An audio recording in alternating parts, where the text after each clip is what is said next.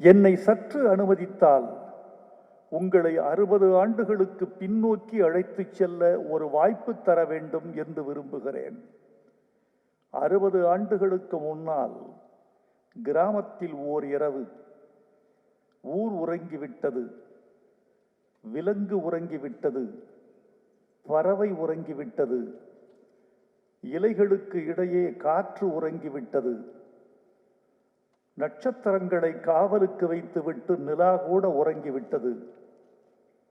ஒரே ஒரு சிறுவன், அவனும் அவன் வீட்டு கருப்பு புகையடித்த லாந்தரும் மட்டும் விழித்திருக்கிறார்கள். என்ன நடக்கிறது என்று சொன்னால், வகுப்பில் தமிழாசிரியர் அசைவிரித்து காட்டிய போது ஒன்று சொன்னார்.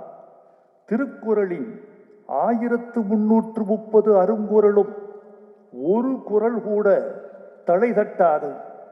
ஈற்றடி முச்சீராய் ஏனையடி நாற்சீராய் இயற்சீரும் வெண்சீரும் வந்து இயற்சீர் வெண்டளையும் வெண்சீர் வெண்டளையும் விரவி வந்து தந்தளை தழுவி பிறதளை தழுவாது செப்பலோசையோடு நாள் மலர் காசு பிறப்பு என்ற வாய்பாடுகளுள் ஒன்றால் முடியும். அதுதான் திருக்குறள் என்று சொன்னார். ஒன்று கூடவா, ஒரு குறள் கூடவா? 1330 ஒரு குறள் தடை தட்டாதா என்று அந்த கருப்பு சிறுவன் வெள்ளை மனத்தோடு வெகுளி உள்ளத்தோடு திருக்குறளை இரவெல்லாம் அசைபிரித்தான். அசைபிரித்து வள்ளுவரிடம் தோற்றுக்கொண்டே இருந்தான். இலக்கணத்தை வென்று கொண்டே இருந்தான்.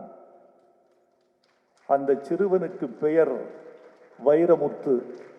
அவன்தான் 60 ஆண்டுகளுக்கு பிறகு தமிழ் மன்றம் கூடியிருக்கிற இந்த பெருமன்றத்தில் அறிஞர்களும் பெரும் தலைவர்களும் பெரும் பேராசிரியர்களும் கூடியிருக்கிற இந்த பெருமன்றத்தில் திருக்குறளுக்கு உரை எழுதி உங்கள் கைதட்டலை காணிக்கையாக பெற்றுக் கொண்டிருக்கிறார் என்ற ஒரு நிமிஷத்தை தான் நான் ஒரு பெரிய மகுடமாக நினைக்கிறேன் தோழர்களே.